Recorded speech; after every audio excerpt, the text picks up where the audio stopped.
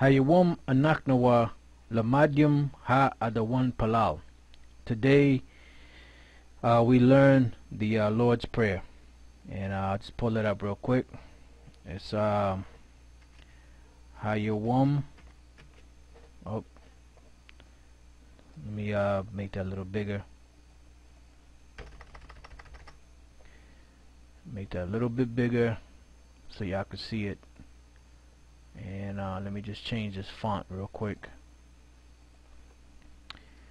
Hayawam, which Hayawam is the day. And I'm gonna let you brothers break that down on your own, because you've been watching the shows enough, so you should be able to break that down. Nach Nawa, which is we.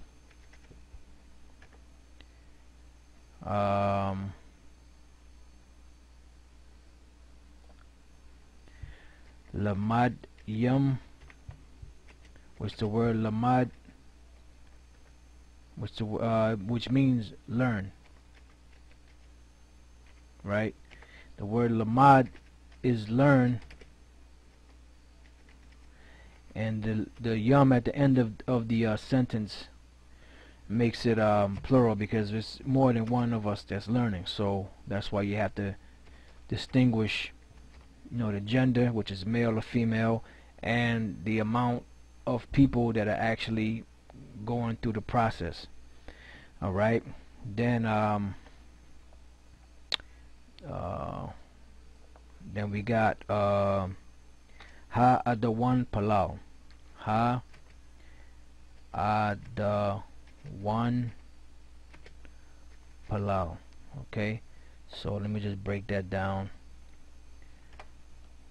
this way. Ha is the at the beginning of a word. You brothers should know that already. The one is the way you say Lord, and then Palau is the way you say prayer. It's either pray or prayer. Alright, and I'm doing this show basically because a brother had asked, brother had asked about the Lord's Prayer. He was trying to go through it and break it down, and he was having a little bit of a hard time doing it. So Lord's will, we're gonna get through it. Hopefully we'll get through the whole prayer, so you brothers can have it. One thing I just want to mention real quick before we get started is that you have to understand that these New Testament Hebrew Bibles that we have today were made up by the Masoretes. So there's certain things in there that are not on point, and there's certain things in there that are on point. So we're basically learning the truth based on faith.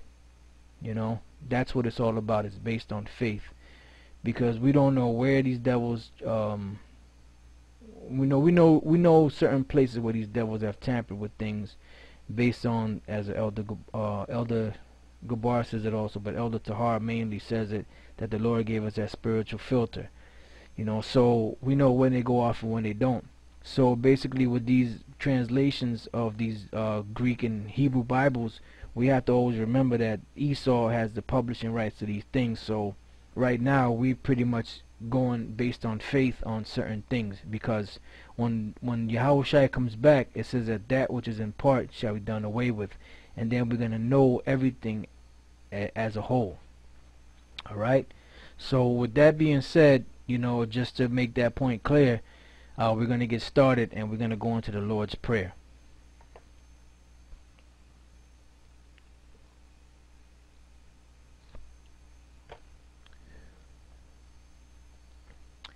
Alright, so you have it here. This is the Lord's Prayer. Adawan Palau. Adawan is the way you say Lord. Alright, so Adawan is Lord, and Palau is the way you say pray or prayer. So Adawan Palau is the Lord's Prayer. Now this is the way you read the Hebrew is from right to left. The way you read the English is from left to right. So when you read through the Hebrew, if you don't really know, you're going to get a little confused, because you have to know how to read the Hebrew and how to break it down and how to explain it.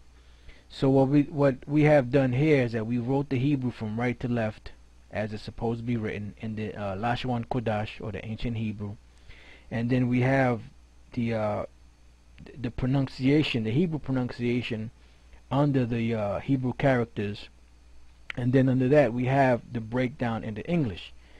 So we have to do it this way so that everything can fall in line, because if we put our Father over here from right to left, you're gonna get thrown off. So we'll just start off this way. It says here Abba Nawa, right? Abba, or Abba, is Father, right? That's what you see here, Abba. You see here Abba. Then you see here Nawa. That's these last two letters, Nawa, which is our. So Abba Nawa is our Father. And you'll have this, when you watch over this video, you'll see this here, so you'll be able to practice it, And like I said, the Hebrew New Testament and all the different Hebrew and Greek translations we have today, we have really basically from Esau. So you have to be careful with some of those translations, So this is the ancient, you could translate it, back into the Assyrian type of Hebrew, or the Syrian type of Hebrew, which they call Aramaic, But this is the ancient Hebrew. All right. So it says Abba Nawa, or Abba Nawa, our Father, Shabba Shemayim, Shabba Shemayim. Here you got it, Shabba Shemayim.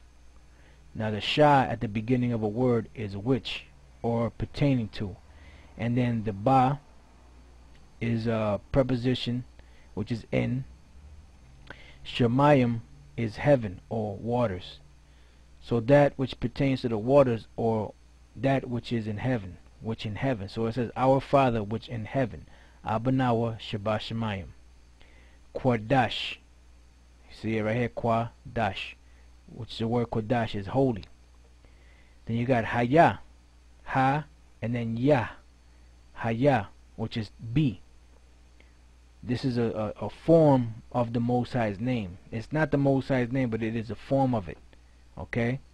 And, Elder Ariah, he had came up with the concept of these connectors, just to let you know where the words were connected. That's, that was a little something that he came up with to help us, to read the Hebrew a little bit more fluently, so to speak. So Haya is be. Shamka, Sha, and that's a Ma, and that's a Ka. Shamka, your name. The Sham is name, and the Ka is your. So whenever you see a Ka at the end of a word, if it's not connected to the word, it's your. Shamka, your name. Yahweh. Now when you read in the Hebrew New Testament, the name of the Most High doesn't appear. So this name was placed in here just to let you know what the Most High's name is. Yahweh. Because is that not the Most High's name? Of course. So Yahweh, Yahweh, Most High. Because the Most High's name is holy. So it says, holy be your name, Yahweh. Malak wath ka, your kingdom. Malak wath is kingdom, because the word Malak is king.